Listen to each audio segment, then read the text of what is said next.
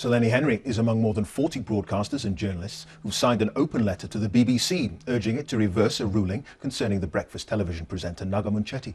She'd been found to have breached editorial guidelines over comments concerning President Trump. He'd written a controversial tweet about 4 US congresswomen back in July, which had been widely condemned as racist. The BBC tonight defended the reprimand, saying it wasn't related to the presenter's own comments on racism. Here's David Silliter.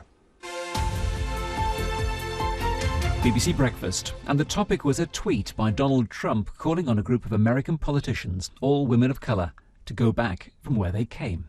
Dan Walker then pressed his co-presenter, Naga Munchetty, for her opinions on the story. And every time I have been told, as a woman of colour, to go home, to go back to where I came from, that was embedded in racism. Now, I'm not accusing anyone of anything here, but there is, you know what certain phrases mean. That was deemed fine, but the next exchange caused an issue. But, you know, I've been told it. I know that you're sitting here not giving an opinion, but how do you feel then, as somebody who's been told that before, when you hear that from Furious. When you hear that from him? Absolutely furious. And I can imagine that lots of people in this country will be feeling absolutely furious that a man in that position feels it's OK to skirt the lines with using language like that. Does that then, do you feel that his use of that, because that's the point I was trying to make, then legitimises other people to use that? And as our guest was saying there, it feels like a thought-out strategy to strengthen his position. And it's not enough to do it just to get attention. That exchange prompted a complaint which has been upheld. The BBC's Executive Complaints Unit, which is independent of BBC News, says she was allowed to express her feelings and say the words were racist, but not comment about Donald Trump's motives.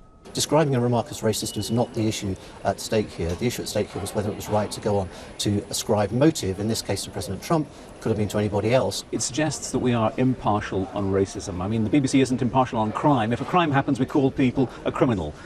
What we have to be impartial on is the reasons why those remarks are made, and there was speculation in the programme which she made, amongst others, about the nature and the reasons why those remarks are made, and we can't do that whether it's President Trump or whether it's anybody else that we're assessing in that way.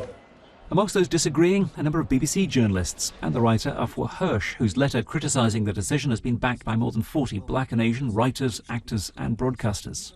It's ludicrous to say it's fine for a presenter to express her own experience of racism, but she shouldn't cast judgment on the person being racist. That's suggesting that as people of colour who've experienced racism, we can talk about those experiences but remain impartial about whether we think they're good or not. In response, the BBC's senior managers issued a statement of support for Naga Munchetty's words on racism, saying, "We admire her for it, and she was completely justified in doing so," and went on to say, diversity matters hugely. The success of the BBC is built on the quality and diversity of our people. That is not negotiable. This judgment has raised some uncomfortable questions for the BBC. So 2 things have emerged this evening. First, some clarity about that decision. The BBC saying explicitly it is not impartial about racism.